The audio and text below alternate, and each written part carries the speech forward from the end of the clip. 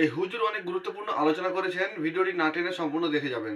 ভিক্ষা করা টাকা দিয়ে চাউল কিনে ভাত খেয়ে ইবাদত কবুল হবে, কিন্তু শ্বশুরের কাছে টাকা নিয়ে ওই টাকা দিয়ে চাউল কিনে ভাত খেয়ে ইবাদত কবুল হবে না। ওটা হারাম টাকা, ওটা সন্ধ্যা হতে হতে ফেরত দিতে হবে।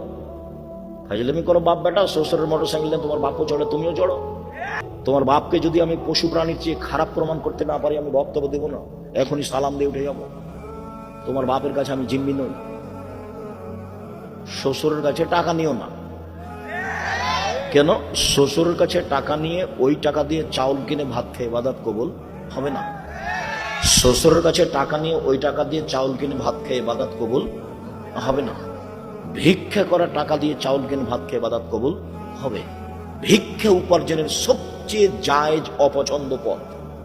1 নম্বর পথ ব্যবসা, 2 নম্বর পথ জমি চাষ চাকরি, 3 নম্বর পথ জমি চাষ, 4 নম্বর পথ দিন মজুরি কিষান কামলা, এ হলো উপার্জনের পথ। 5 নম্বর পথ ভালো নয়, সেটা হলো ভিক্ষা করা।